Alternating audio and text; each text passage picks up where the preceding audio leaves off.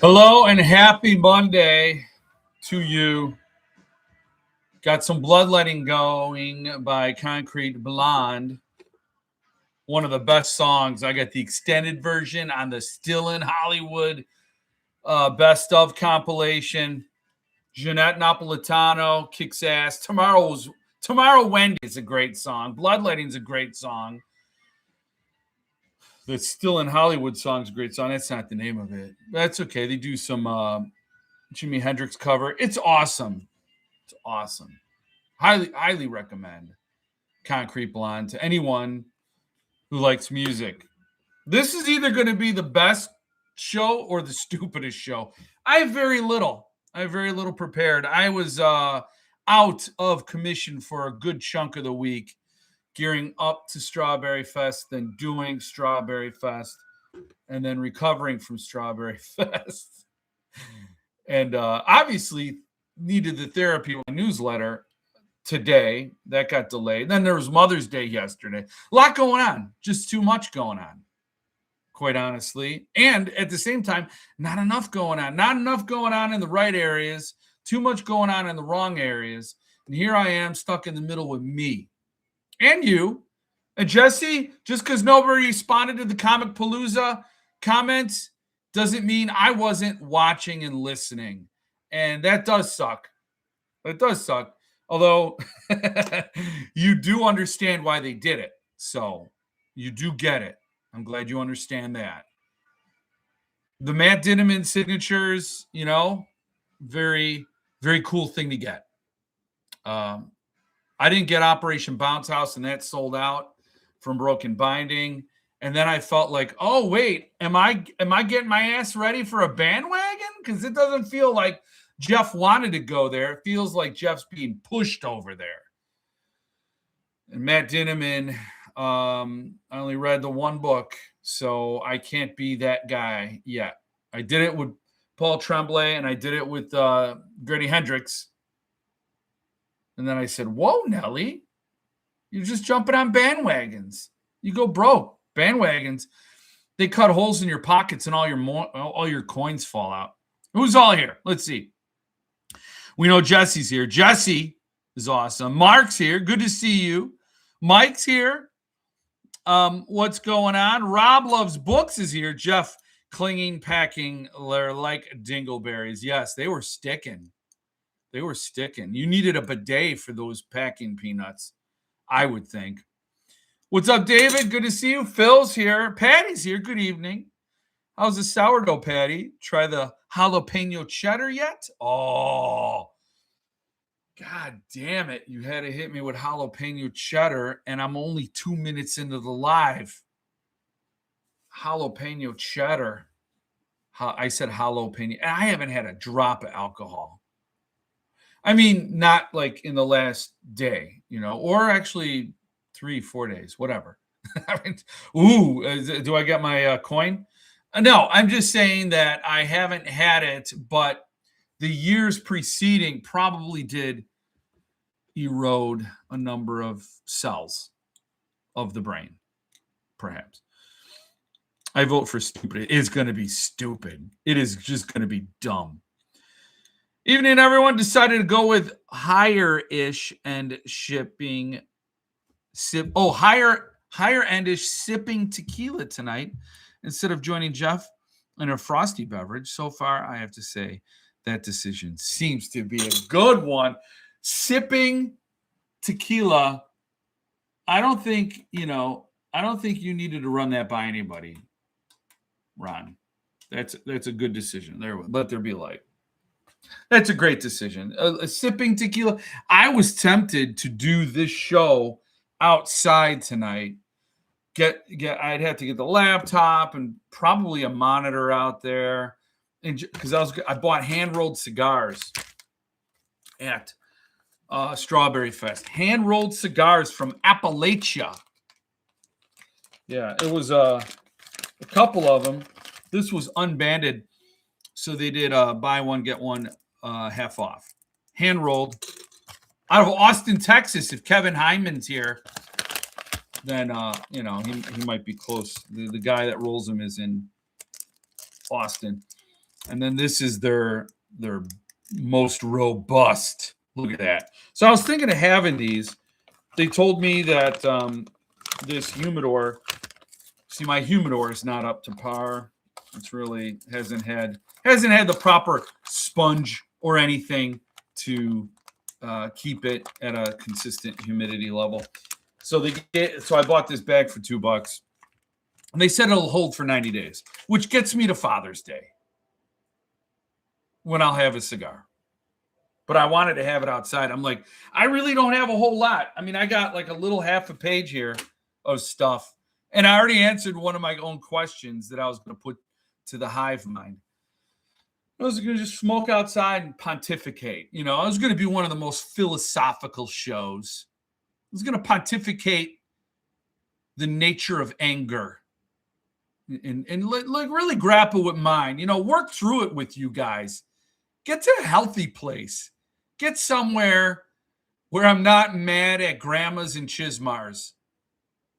And well, you're never not going to be mad at politicians unless you're in a coma. But whatever. That's what I was going to do, but I didn't do it. So I envy you. You're sipping tequila. I wish I had a sipping tequila. And let's just check with the magic duff bucket. This duff bucket was handed to me by Joey Jojo Jr. Shabadow. That's a great name. It's a great name, right, Joey? So, okay. This, not my proudest moment. I was looking at old videos of the channel, and damn, I had a lot of beer going through the channel. I used to do the duff bucket every unboxing. And I would celebrate with a little bit of beer and a book. Those were my very indulgent years. Let's get back to those years. Let's get back there. So, number one's here. Hello, number one. Jim Chidester, good evening. I'm on the wagon, the book buying wagon, to not buy books. Too many books. Not enough shelves, not enough dollars, not enough time to read them all. I was going to try to make that a wrap. I could feel my Southside Chicago self being pulled toward rhythmic rhyming. Then I remembered who I was. Cheers, Black and Tan. I got my signed copy of Felix Blackwell's The Sorrow Stones today, both paperback and hardcover. And I also got one of the special Sorrow Stone statues with them. Yeah, Mike, I saw your post on Facebook where you showed Daytide, which I have. I just posted the video today. And damn, the color correction on the art was bonkers. Confidentially, there were a couple of ways Mitch could have gone with that. He could have gone a couple of different ways, and putting his head together with Chris's, who was the artist who did the book, who wrote the story and did the art. Ultimately, I would have, he's going to have veto power. He's going to have the final say. I would think that's the only honorable thing to do. But when they came back and they weren't up to par, there's a couple of things they could have done. And I think I agreed with the path they went on eventually of having the new art tipped in. So they had to cut out the old pieces and then tip in new pieces with professionally done. And Mike, your side-by-side photos were really good. They showed the difference, and it's stark. You're like, damn, that is a big, big difference. So kudos to Mitch for stepping up to the quality plate, quality assurance, and doing it right. Good evening, Lance. I have Crown and cream soda. Damn, Patty's going for it. Oh my God, cigars ruin books. That's why I was going to do it outside, and I wasn't going to just. Ugh. Now I sound like I'm doing a bad Arnold Schwarzenegger impression. It just gets cringier and cringier the more you watch. Hey, Kevin, good to see you, Kevin Collector. Um, Brandon's here. Hello. Hello.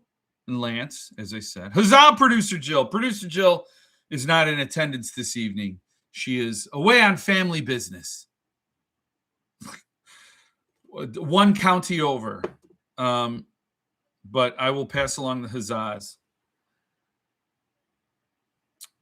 Hans, I have run out of shelf space too. I have run out of shelf space officially. I mean, I have these shelves are all full, and I'm like, these are the limited and signed and special editions that I don't want anywhere out of my, purview. But then there's another bookcase in the bedroom, and I got a couple of shelves there for trades, mostly Stephen King traded. Just you can't do it. You can't do it. You can't. And then my Robert McCammon shelves are just going to be bonkers because of that Robert McCammon library with Bale and They Thirst and Night Boat and Bethany's Sin, of which I don't have any of those books. So Bale, Bethany's Sin, Night Boat, They Thirst. I don't have any of them. So I'm really, I don't have Blue World.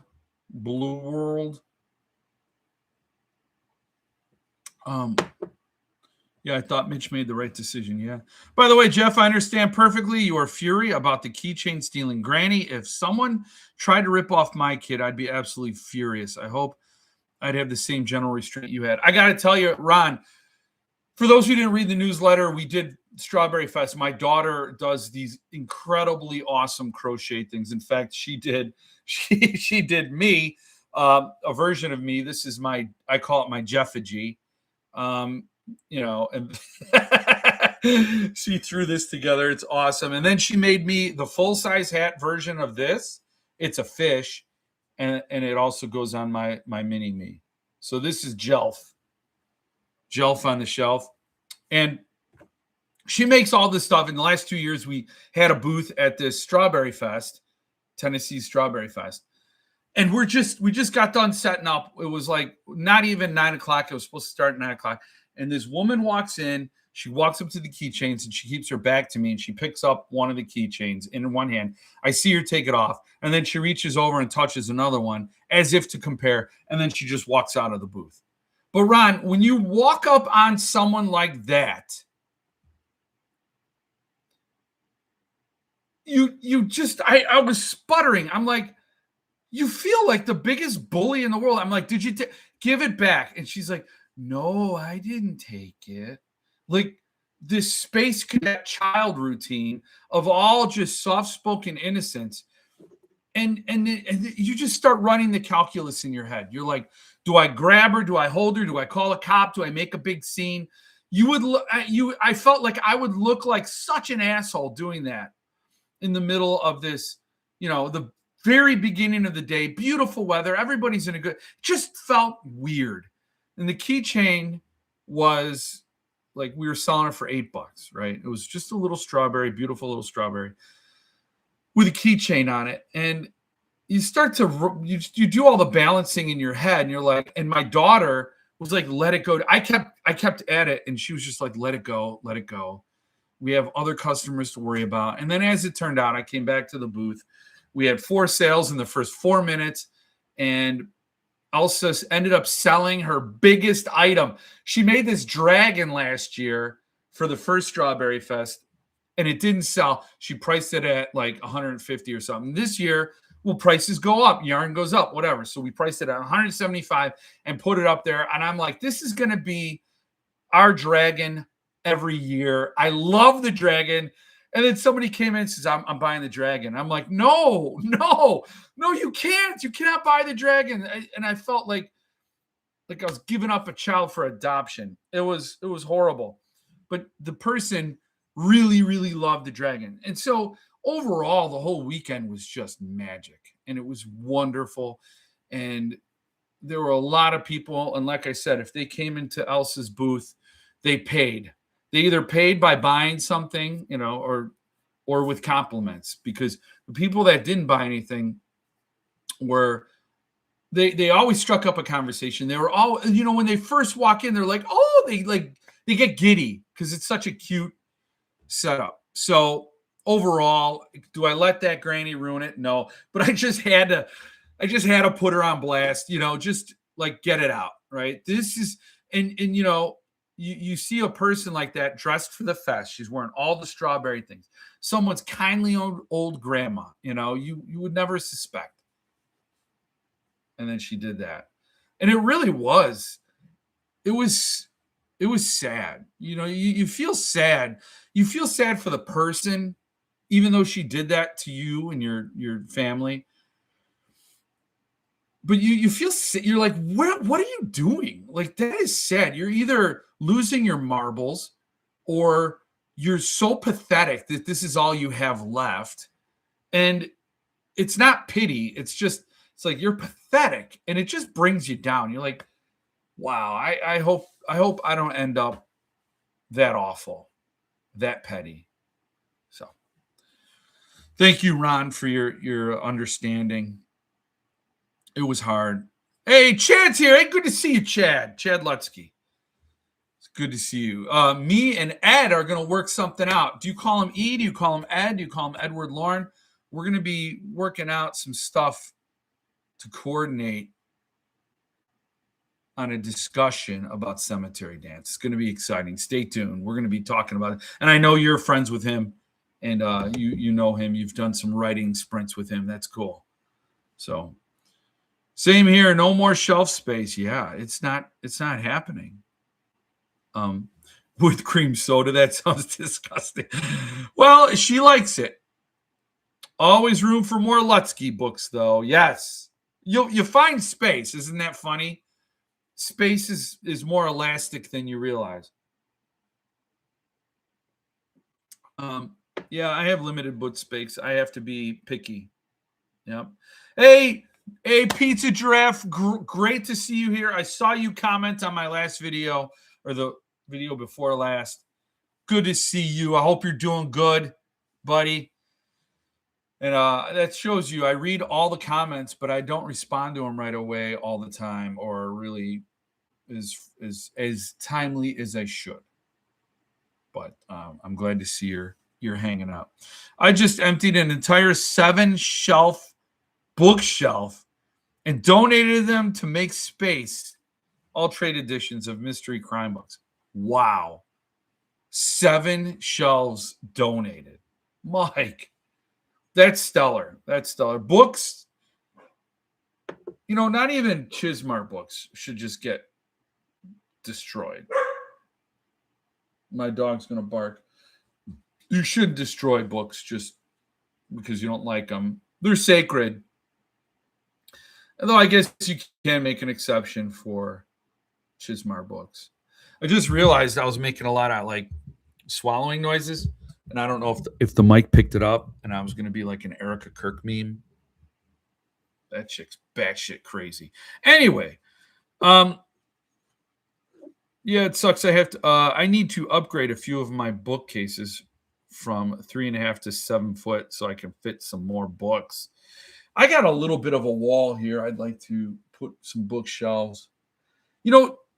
Producer Jill's not here. What do you say you guys come over and help me plan my studio? Just come on over. Hey, we can have some cigars. I got 3. I actually got 5. 2 of them are really old, though.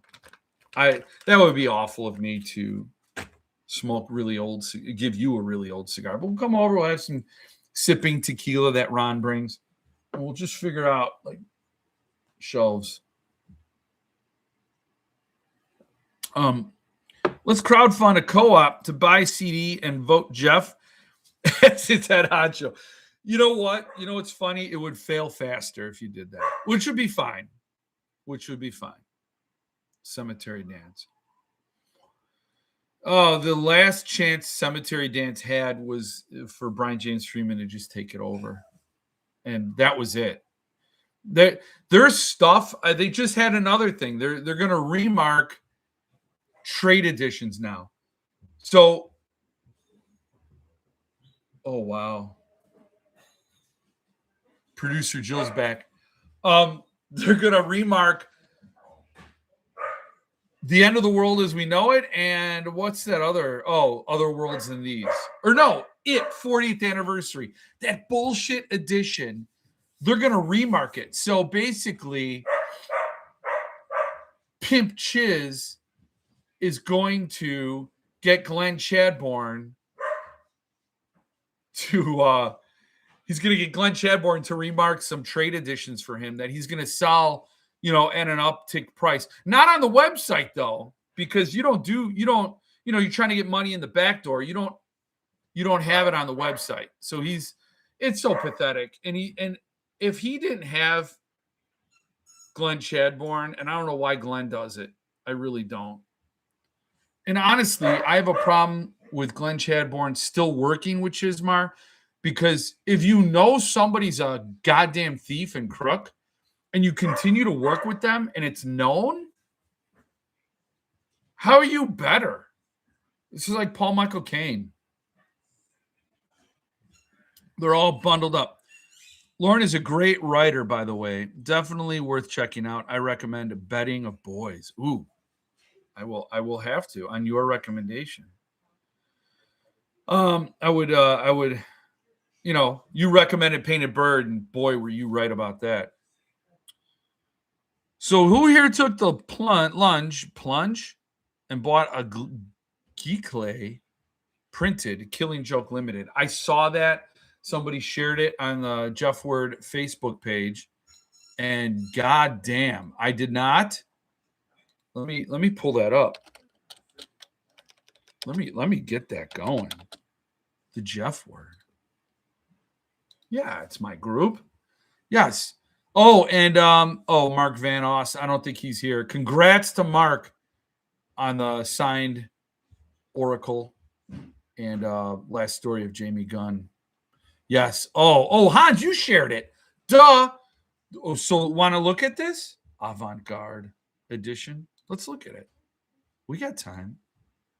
I'm letting the wine breathe. Avant-garde. The world's Geeklay printed comic book. Only 47 volumes will ever exist. Every element, from the printing technique to the binding, the materials to the case, is unconventional. Oh, damn. Smile for the camera. Wow. Wow, babies. Look at Brian Boland. I didn't know he was the one that did it.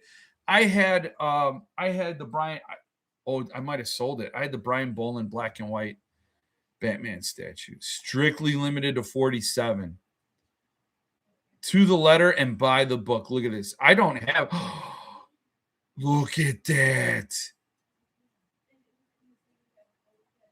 How do you buy it? Is it sold out? It's sold out. Sound on. Let's. What? Oh. Oh. Oh. Oh. Oh. What is going on? Ooh. Oh my God. Oh my God. That is stunning.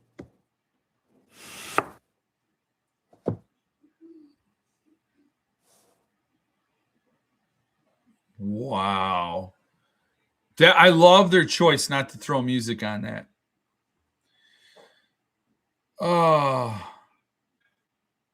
Photographs cannot fully convey. Private viewing by appointment. Okay. Okay. 15,000 euro. I don't know that you got to apply for it. Damn. They did it up.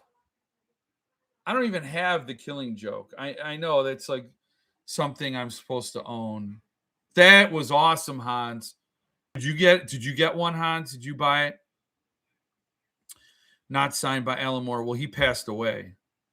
Oh, hey, dudes, just popping in to say hello. Out to dinner now. We'll take it easy, Stephen Dwayne Elson Jr. have a good dinner, you know. Sounds like we're all having shelf space issues. I'm about to rearrange mine for the third time in 6 months. Yeah, there's no amount of rearranging. And you know what? I have some really important sentimental items on my shelves. For example, this right here, super important to me, both items. But I want to have it just books on my shelves. But then I don't know where that stuff goes. It's really, really difficult to decide. And then, sometimes I have books laying on top of other books and it just gets too crowded. I want nice, clean, minimalist shelves. Well, minimal, but packed with the maximum books. You know what I mean? It's $17,500 US. Yeah, yeah, not not even close to being something I would buy. But it's Batman, it's Killing Joke, and there's only 47 in the world. Yeah, they're gonna sell. Avant-Garde is Amaranthine Press.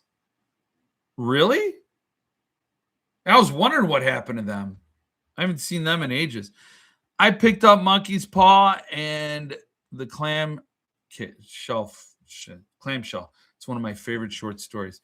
Hello, Ronan. Good to see you. Wait a second. Alan Moore is not dead. Oh, I thought he passed away. I thought he did.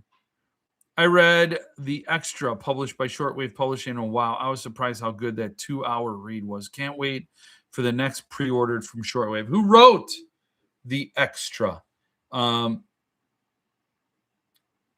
Brandon, did I miss a comment from you somewhere up there? Roundabout? Maybe? Because I was going to talk about Monkey's Paw, to see if anybody had grabbed one. It sold out really quick.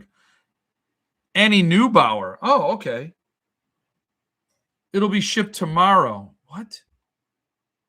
Oh, yeah, Monkey Paw. So the Monkey's Paw, a surprise little release. And I was at or getting ready for or doing something with the fest, and this came out. And I'm like, wait, did I miss a release? But no, this is one of those short stories that he's doing. It's a very interesting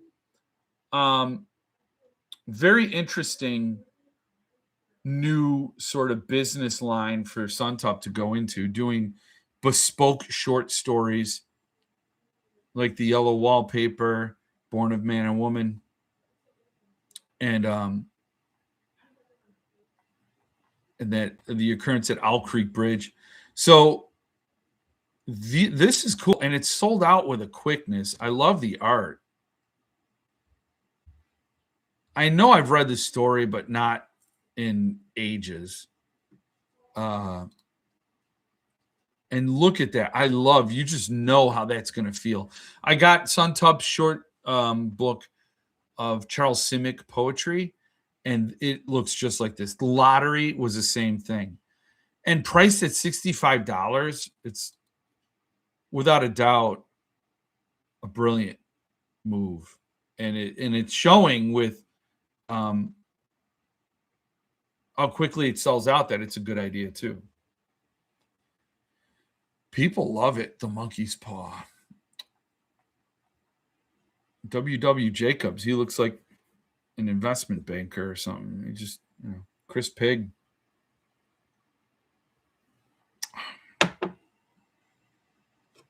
Oh, that's funny. His work, inspired by the traditions of Victorian engravers and satirists such as William Hogarth.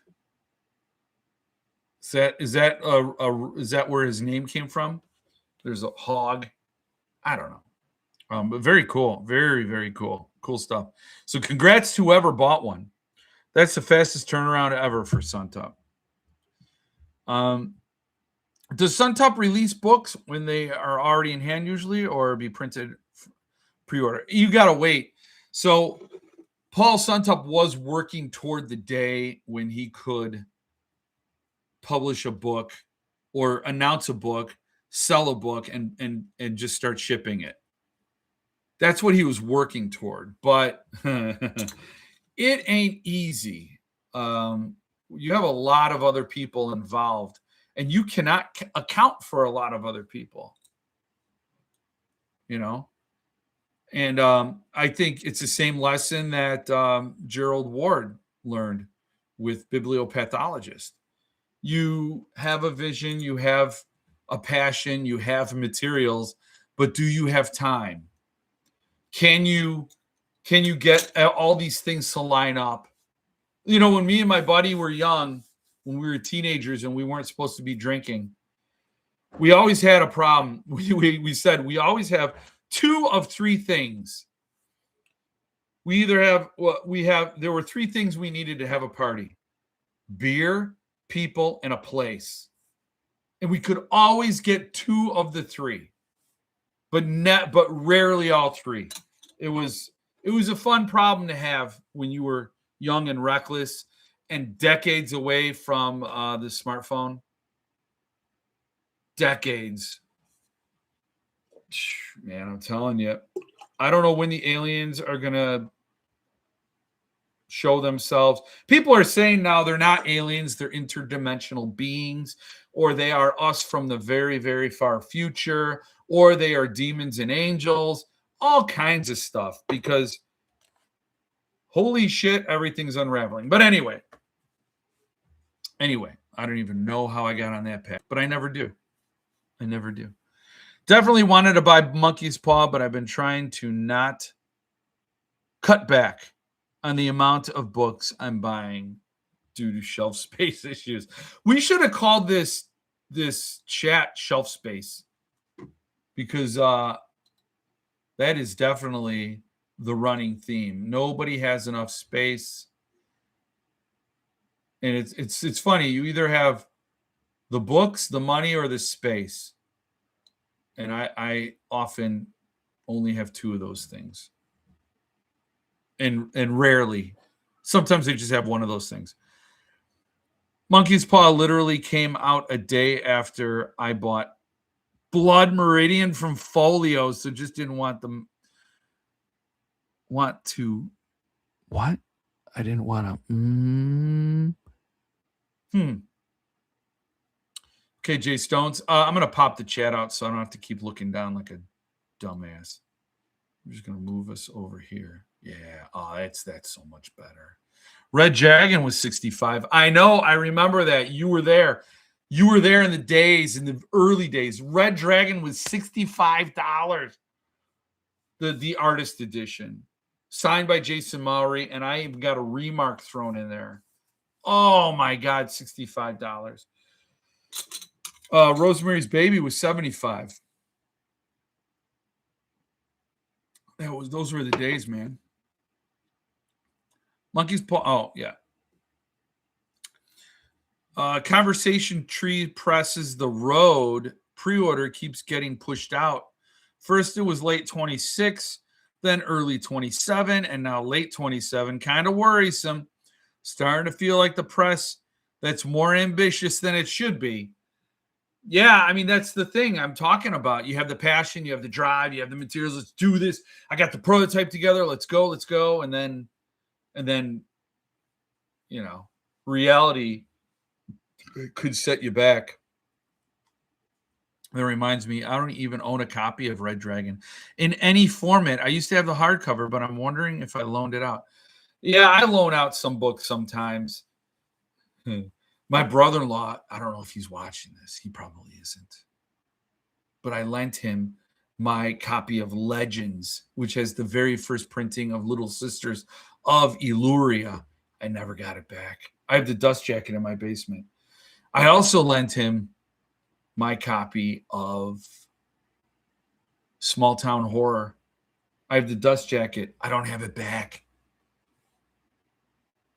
That's why I keep the dust jackets. It's sort of as a reminder. You lent this book out, but Chad, if I had an extra copy of Red Dragon, I would send it to you. I would happily send you a copy. I don't. I don't even have. I might have it in paperback, but Chad, we're of a certain age. We don't read paperbacks. Not the mass market paperbacks from back in the day. We don't do it. I would never do that to a fellow half centurion. Wouldn't do it. But Red Dragon is an epic. It's just a fantastic story. I think Silence of the Lambs is a little dip. It's a little dip from Red Dragon. Oh, I have the ARC, the artist edition, the numbered edition, and the lettered. It is such an incredible gem in my collection to have those Red Dragons. Red Dragons. $65 is crazy, though.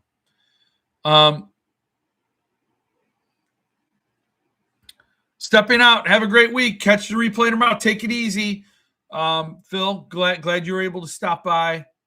And I've got to send you that thing I was talking to you about. Have a good week. You need to call that brother-in-law, man.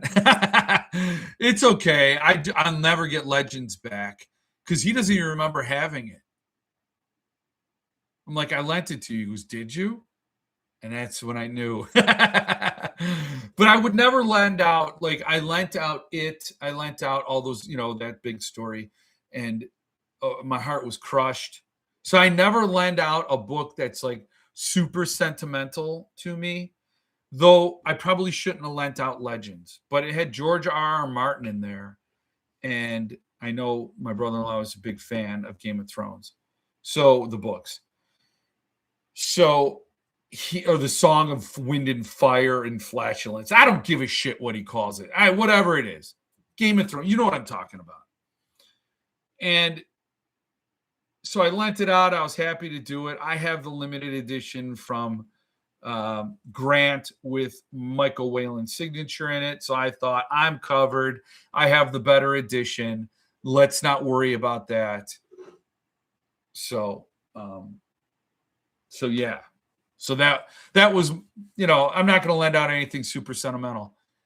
And Small Town Horror was just a first edition trade edition. And he's a big Malfi fan. So anyway, I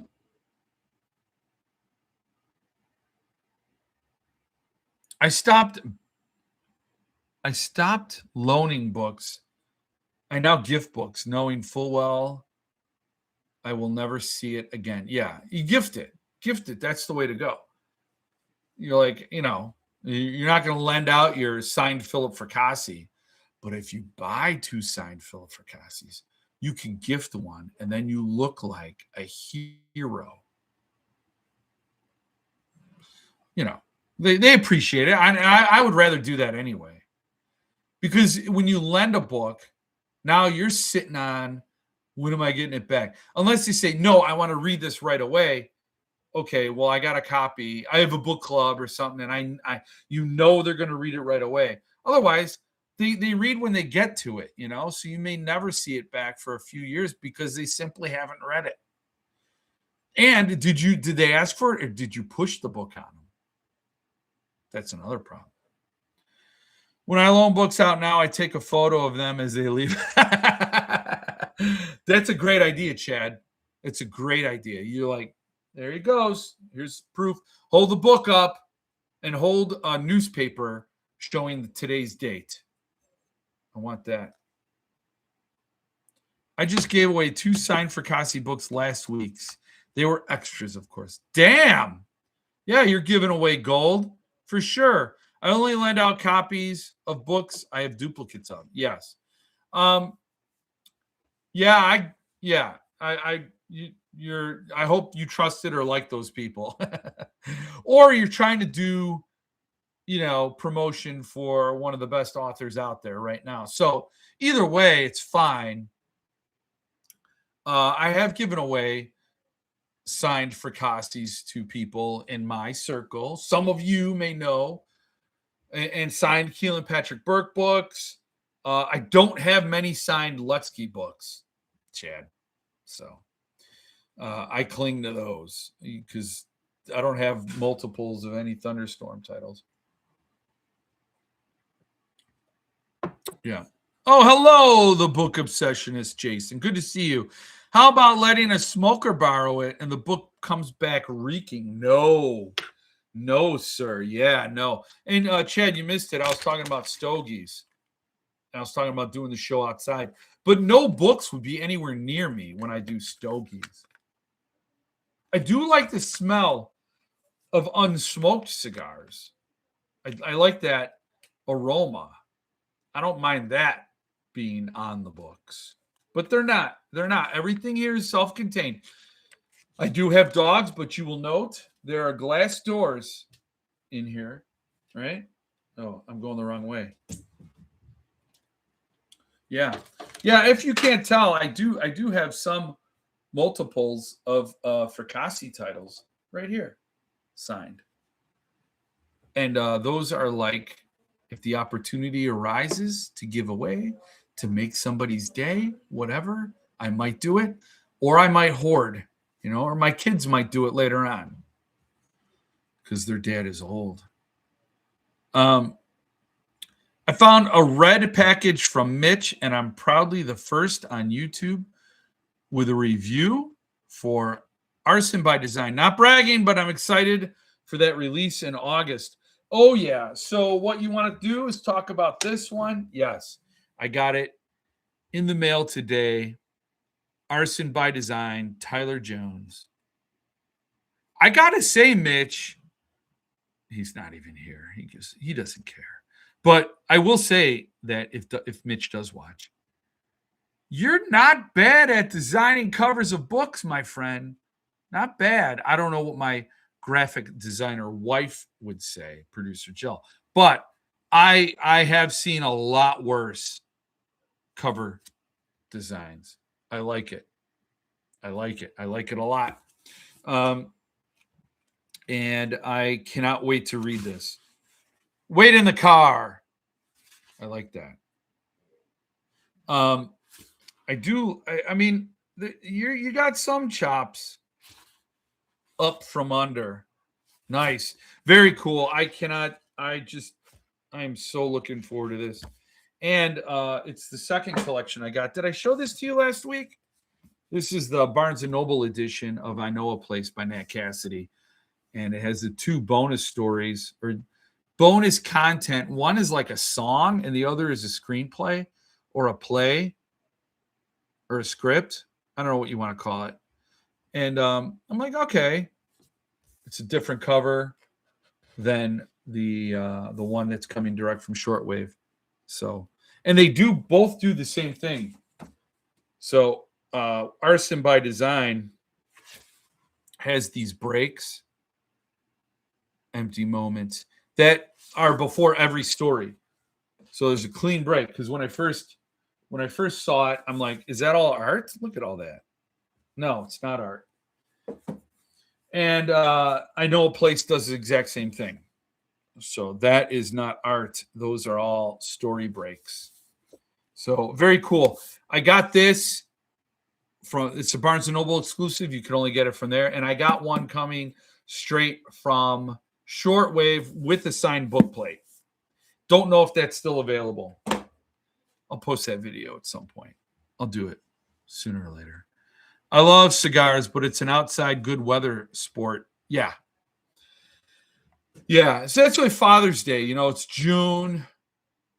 Nobody really wants to be around you because they're like, you're just a dad. You're just a dad. You're disposable. Your expiration date comes quicker than everybody else, and that's okay. So you go outside, you enjoy your sun while you still can, your sunlight. The moms don't want to really celebrate you because you didn't do anything. You know how it is, dads. So you sit out there and you smoke your cigar because it also keeps the mosquitoes away.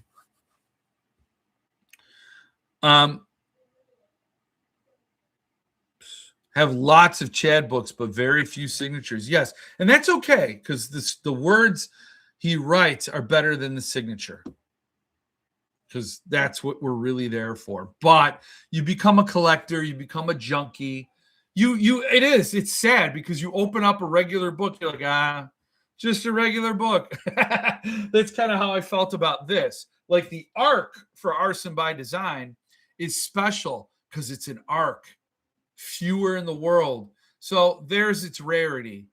And therefore it is, I like it. I'm my collector soul is satisfied. You get this, you're like, okay, it's a Barnes and Noble exclusive, but there are going to be like, I don't know, a gajillion of them. So not so special. And it's not signed. Nice to have. I'll read it. I'll look forward to my shortwave one that's going to have the book plate in it. You know how that goes. So, yes, we all want our Chad Lutzke signatures. But I'm happy to just get the Chad Lutzke books. When I lend out books, I make people sign over their soul as collateral, and it's until it's returned. Yeah. Yeah, that's why you can't just I like Hans's plan, the Hans plan, gift it. You don't keep it. Was that Hans? Hans that said that? Yeah. I think it was. Yeah. The Hans plan, we'll call it. Wait till you see the real cover. I did. I saw some of it, and it's bonkers. I told Mitch that. Bonkers, my friend. Just bonkers for the arc. Yeah. It's going to be awesome. I mean, it's Tyler Jones. And then you're going to get the deluxe someday. It's going to be wonderful. The real cover is awesome. Yeah. Wish he would have stuck with the red theme, but still killer. Got my Jones arc as well impressed by the interior layout. Good job, Mitch. If you're here, he's not. Happy Monday, Jason. Good to see you, Jason. Cheers to you. I haven't shared Centipede Press news in a long time. And in fact, the most recent thing I said about Centipede Press was in my Daytide video. Look at this Daytide. If you guys haven't gotten Daytide yet, come on. Come on, people now. But this cloth is so much like Centipede's cloth. It's just stupid awesome. And then, of course, you got the signatures from both Philip and Chris Panettiere and the limitation page.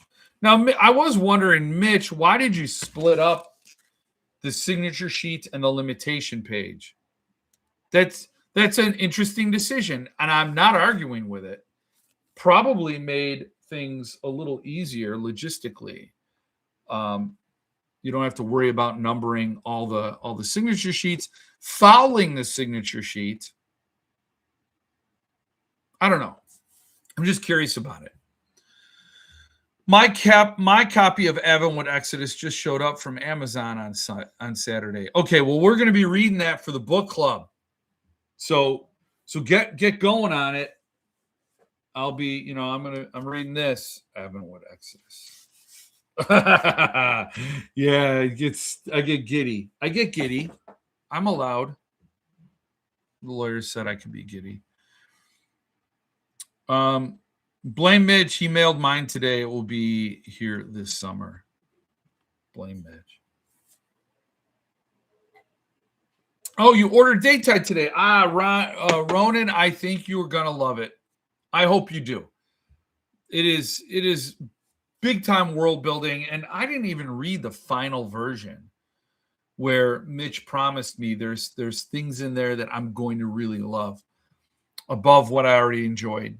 So I'm eager to reread it with the art and everything. Because I'll say this. Daytide requires help. So you need Chris's help to visualize what upside, high side looks like. Upside. Oh, excuse me. Youngling, you really you're not doing me any favors, man. Black and Tan, you're not doing me any favors. So just to imagine this world, You could do it just by reading the book, which is what I did. But when I saw some of the art, I'm like, oh, that really helps. It's not necessary because Chris does a great job explaining it. But when you see it with some of his help visually, it sinks in a little faster, and you're like, wow, that is really cool. So it's a whole other world, big world building, fantasy. It's like nothing I've read before. So I hope you enjoy it. I'm not familiar with that author, Jeff. Someone new you are reading? Oh, yeah, Jason. So this is Daytide by Chris Panettiere. This Chris has a bunch of books out to date. I've never read any of his books, but I read this, and essentially it's about, yeah, you're going to see the computer monitor reflected back at you. It's about angels that live in High Side, and there's a big, well, I can't go into it. I almost said a word, and that would tip off some things. But it's really the struggle between high side and low side, between angels and humans.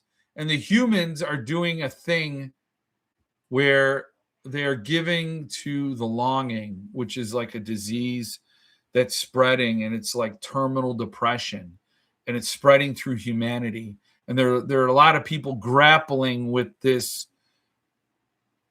condition, and they're in support groups. And anyway, so there's a moment where high side and low side meet, and a lot of mysteries on both sides of the equation begin to be solved. It's really interesting in the context of the cultural wars America went through the last few years, and all these elements sort of stack up nicely, and it fits. So Chris Panettiere over there at Rapture Publishing. I think the link's in the description of this video. You can go check it out. There's only like probably 40 copies left, and you should enjoy it. There's a lot to think about, and there's a hell of a fun story in there as well. It moves along really nicely, and it keeps you engaged, but it also gives you bigger things to think about. And that is something I love, that when a book does it, then it's a real book to me. If it makes you think new things and gets you to question your reality and your positions and your ideas, that's it. That's it for the money. I sure hope Mitch does more limited edition hardcovers. Daytide is phenomenal. Tim, hello. Welcome to the show. Yes, it is. I think he will, and I think there will be an Arson by Design limited edition. So stay tuned. I said gift. Then Mike Hughes shared he had given away 2 signed Fracassi and stole my thunder. I do give away my reading copies and paperbacks. Yes. And that's fair. I mean, because usually when we're in a situation where we're giving it away, it's like, it feels like we are pushing on somebody. And if you are pushing an author that you really like, then yeah, don't let them, they're not necessarily going to commit at a signed limited level, right? They're going to be like, oh, you gifted me this super fancy book that I don't care about. Not everybody cares about books the way we do. So it's fine to gift a reading copy, but sometimes somebody that you know, then that interest is sparked, and then they can graduate to a signature or a limited. You know, you have to read the room.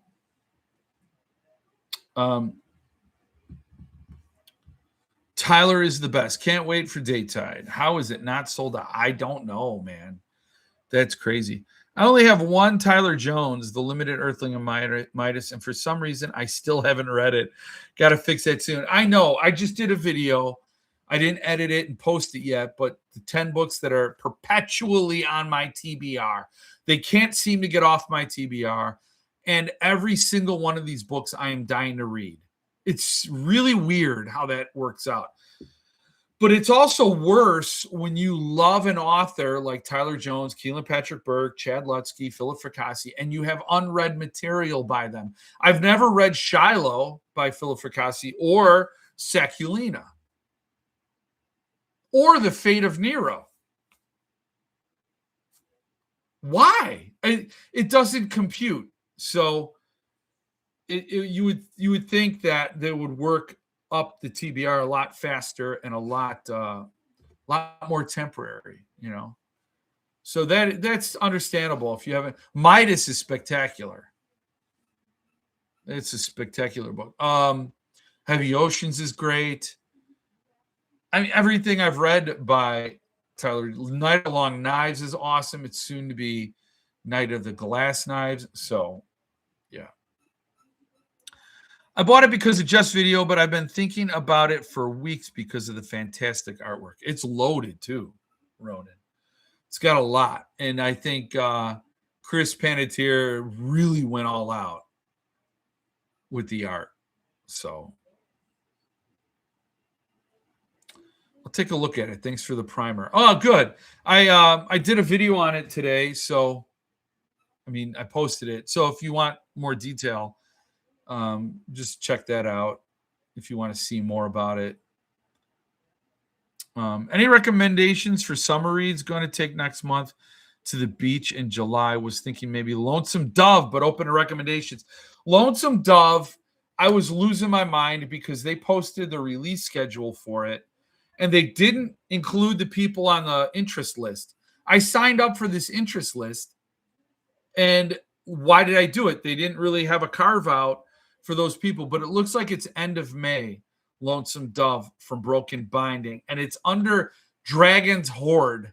Because I'm like, where did they file this title? What vertical? It's not the Graveyard. It's not sci-fi, so they just put it in Dragon's Horde. Their fantasy.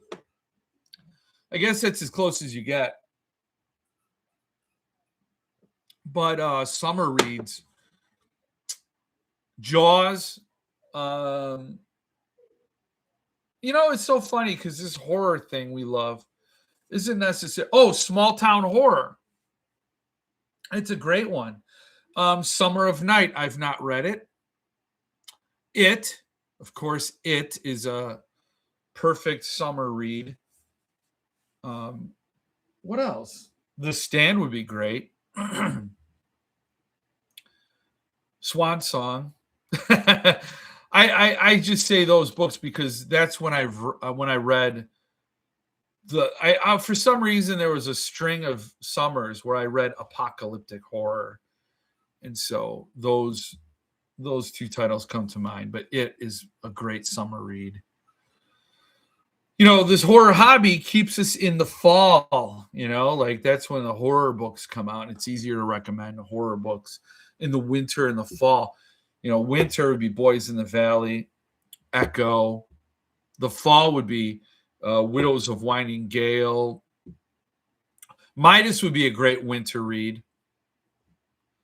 But summer, you know, let's see what anybody else. Oh, Gerald's Game. No, Gerald's Game's the end of summer. Again. Yeah.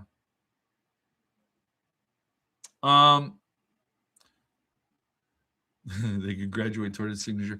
Shiloh and Sakulina are both short. I finished them quickly. I found Shiloh to be superior to Sakulina. Yeah, I know they're short. I don't know what. That's why I said The Fate of Nero. What the hell? Why am I? What the hell? You know? Third Rule of Time Travel is a good read. I loved it. Yeah. I already read. I have some of my Fracassi and Tyler Jones books unread because the thought of not having one to look forward to would make me really terribly sad.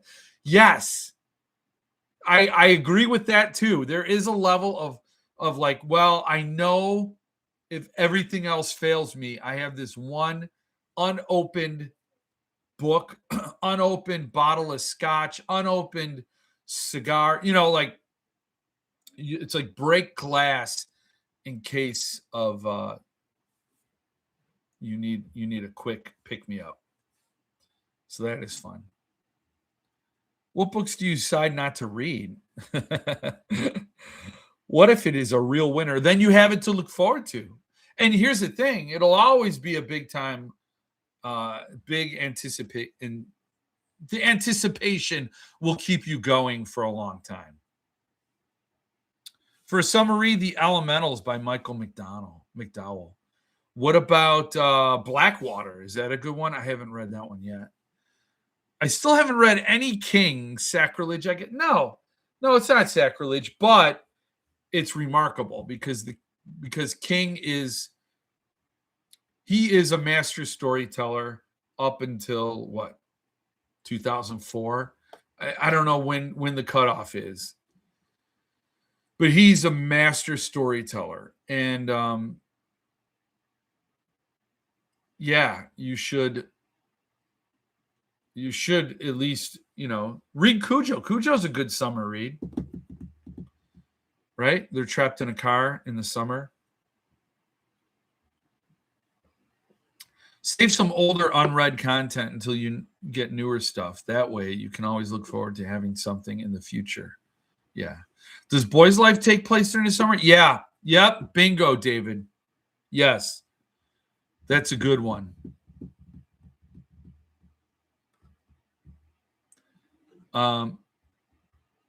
Briefly what it's about. Oh, the Elementals. Yeah, he wants to know what the Elementals is about. The Shining is a good one to start out with for King. Bruises on a Butterfly. Chad Lutsky.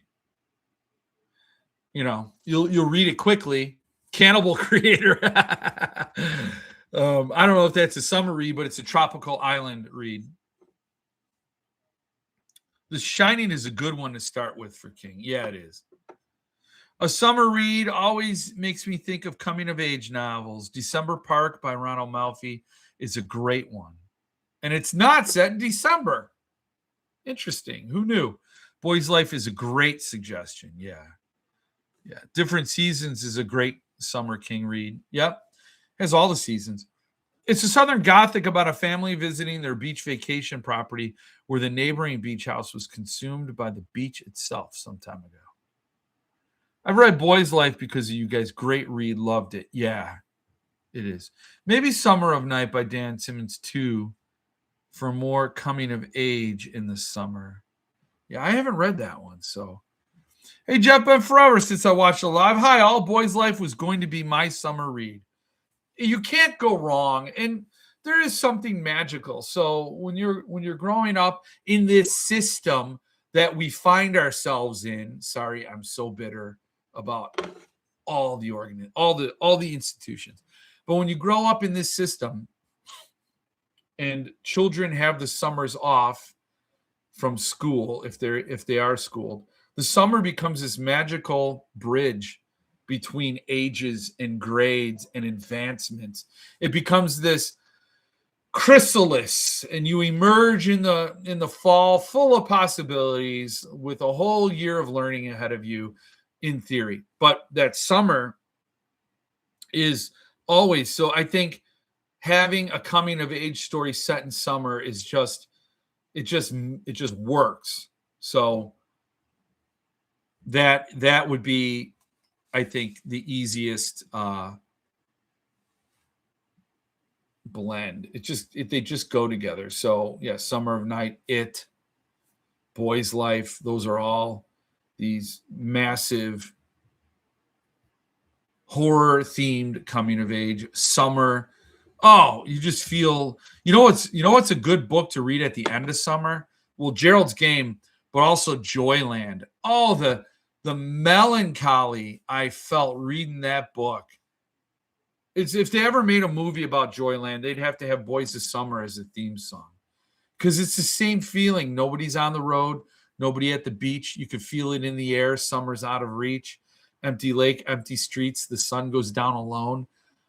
I'm driving by your house and you're not home. It's like the world moves on and you're left behind. You're missing out. The whole world is having a blast, and now they're going on to bigger and better things, and you're left there in this stasis until next summer. Oh, it just feels awful. Hey, Jeff Benf. Oh, yeah. I reread. I'm mid reread in The Talisman, and I keep drawing comparisons to Fairy Tale more than the Dark Tower books. Also, rereading The Gunslinger. Yeah, I could see that. I thought that's why I had high hopes for Fairy Tale, because I thought it's going to be like The Talisman. This kid, even though he's a little older than Jack Sawyer, is discovering the shed. The shed's got all these secrets. It's another world, and therefore it's going to be awesome. Look at when King sends people into another world. He did The Talisman. You flip in over to the territories, which is a must for a reread. Holy shit. Fairy Tale, that you go into the shed, and what was the other one I was thinking of? Damn it. Wow, just drew a blank. They're always a great time, but Fairy Tale wasn't. There wasn't. 11/22/63. You go into that portal in that diner, and you're in another time. But he's done very interesting things with that. But Fairy Tale, the best part of the book was before the more fantastical elements. And he goes into this world, and it just seemed empty. I didn't like it. Jedi Summer by John Bowden, another great coming of age summer read. Pretty short, so bring something else too. Yeah. Bradbury is summer. Yeah, I hear you that. Speaking of coming of age, there's something wicked this way comes if you've not read it. Yes, Jason. 100%. That's a great one. I just think Bradbury is more fall. Although Dandelion Wine, I mean, the guy was a genius. Just a genius. Thanks, everyone. By the way, I just finished True Grit by Portis. What a great Western. Never read it. Awesome. I think Blackwater would be a good summer read. Oh, well, then I should put that on my TBR. But, talking about The Talisman, after Avonwood Exodus, I'm reading The Talisman. I have got to. The Talisman, and then right into Black House. Hey, King's the Body is quintessential coming of age. Yes. Hey, R.A., good to see you. Good to see you, R.A. Cheers. Mitch, I got to get more stout if you have any. Mitch. I got to get more. Hey, this also landed today. I got this. Soft Flotsam, Tender Jetsam, and this young girl ballerina. And this is making me super nervous. Like, what could this book be about? Makes me a little terrified of the subject matter. I've never read Clay McLeod Chapman. And this is on deck. I will do a review of this book. And it's on deck very soon. So I'll be reading this in the next couple of days. It's still available, so go over and get it. I wonder what cover Mitch is going to do. What color it'll be.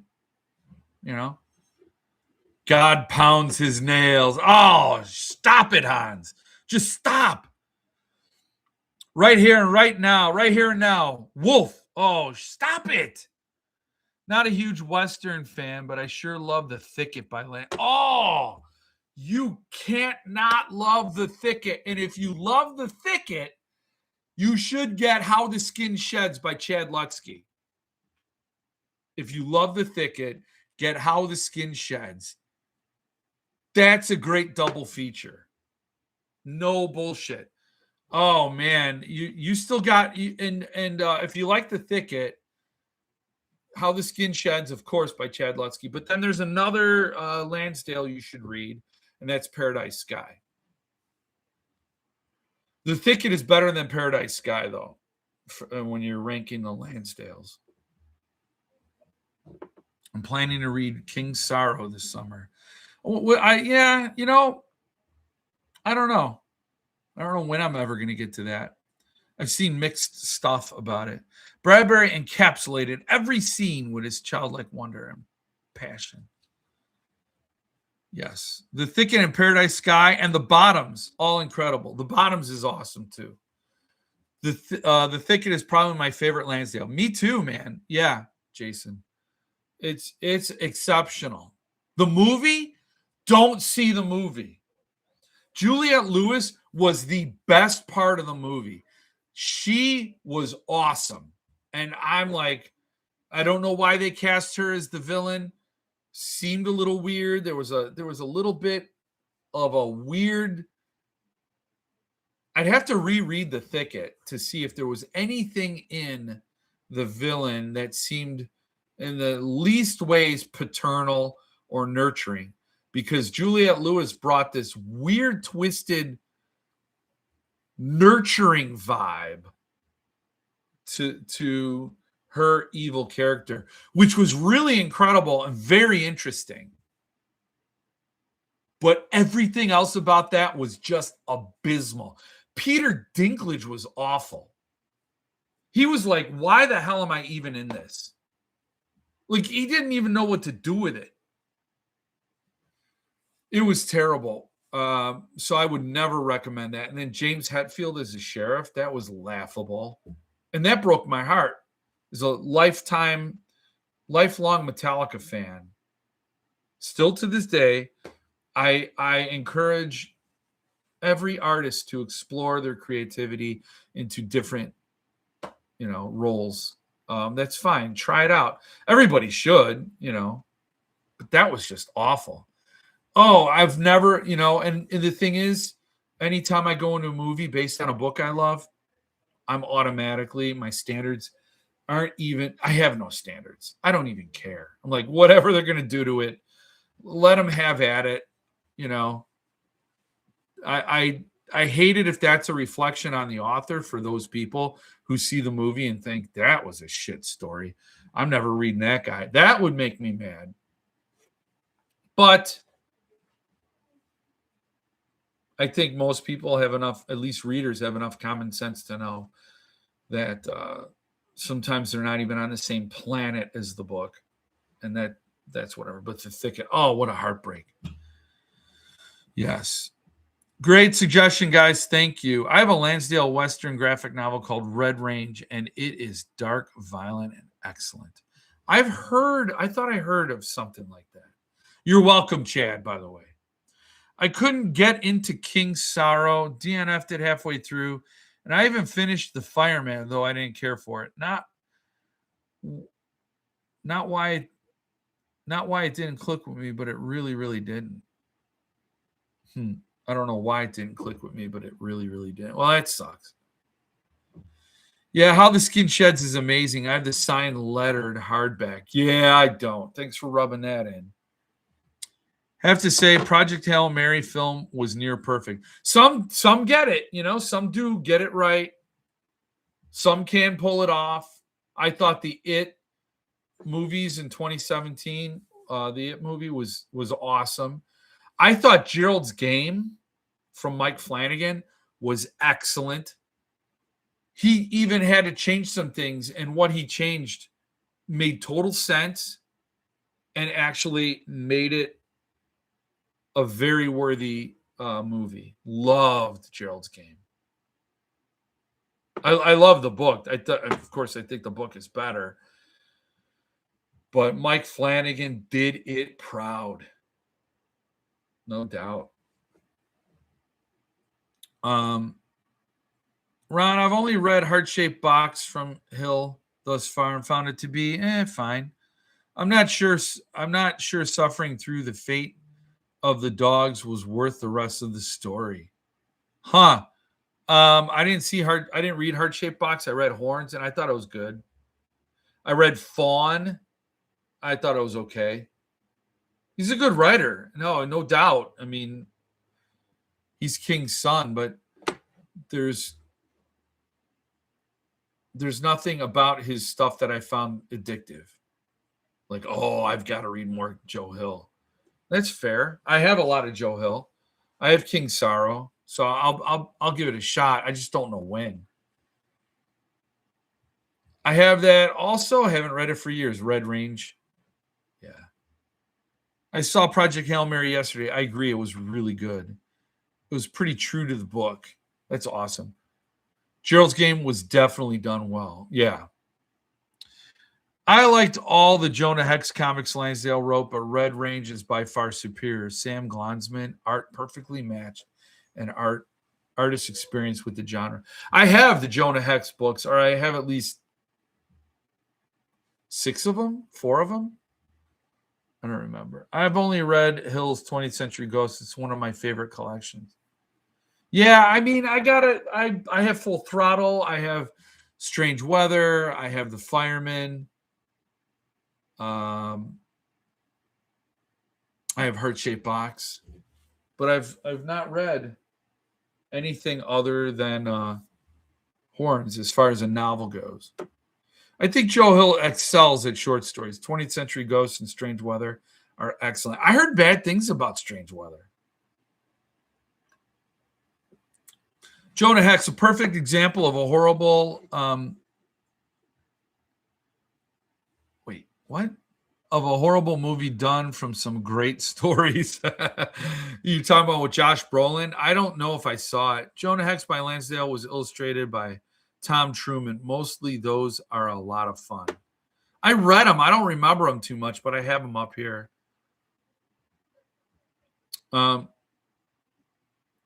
That's high praise, Chad. I'll have to read that one next. Yeah, 20th Century Ghosts. Yeah. Yes. What do we got to talk about? What else? What else do we have to talk about? I loved King Sorrow. Only other one I read was Nosferatu. Hated it. I've had people say Nosferatu is awesome. The Wraith, all that stuff. And so the turbulence with Joe Hill reviews has kept me away because I'm like, I don't know. I don't really know what I'm going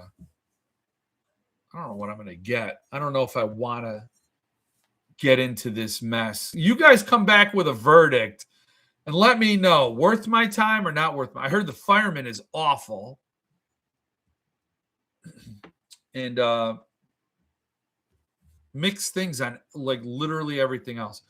Though I think somebody said Heart-Shaped. I don't know. Either Heart-Shaped Box or Nosferatu are his best books. League of Extraordinary Gentlemen is another comic that was ruined in the movie. Yeah. I thought Nosferatu was terrific. Speaking of Mike Flanagan,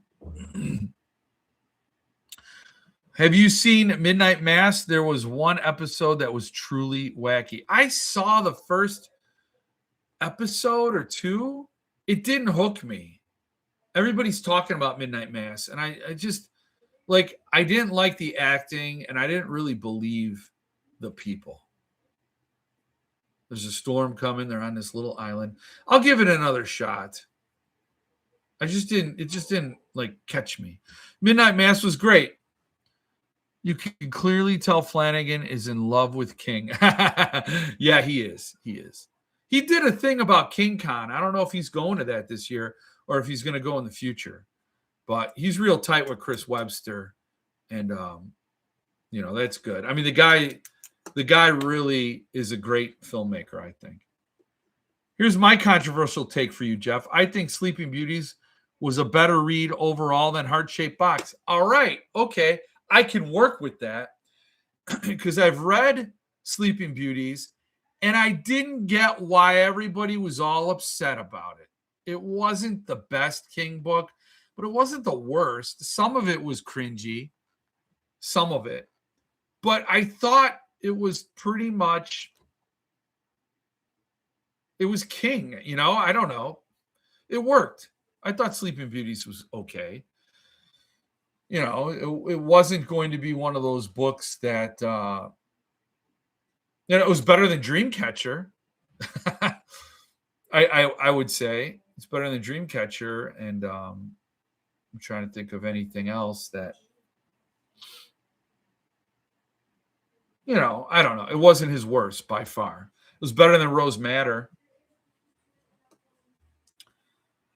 You should revisit it, Jeff. Sometimes that changes things for me. I'm hooked on The Boys right now, and initially was meh.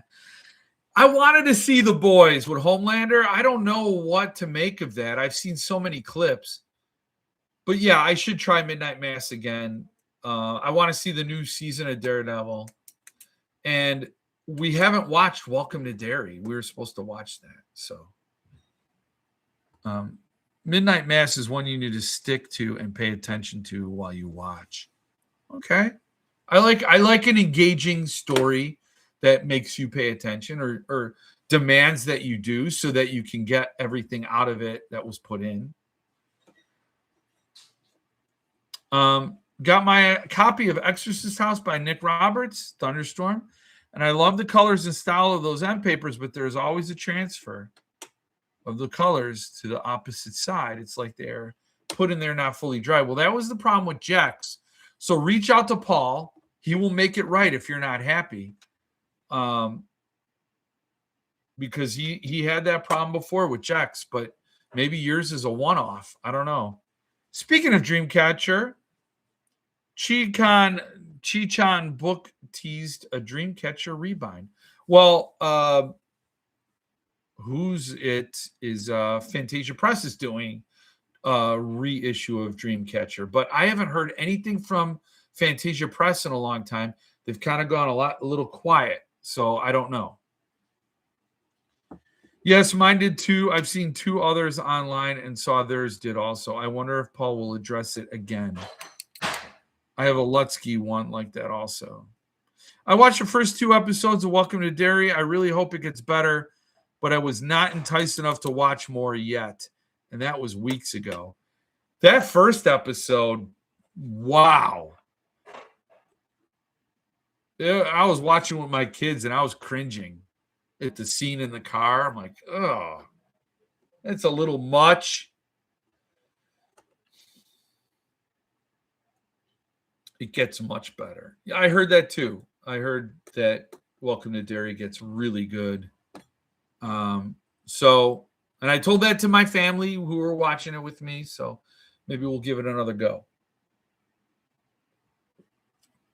So on that note, I think I'm going to wrap it up. We're going to get going. I hope whoever got Exorcist House, I didn't make it past the first one either. We'll go for it, Mike. We'll watch it and we'll try to move forward together. But I am going to take it easy. Got my Lutsky dressed, but I doubt I'll send this one back for a fix. Oh, okay. So you did that as well. So you knew, David.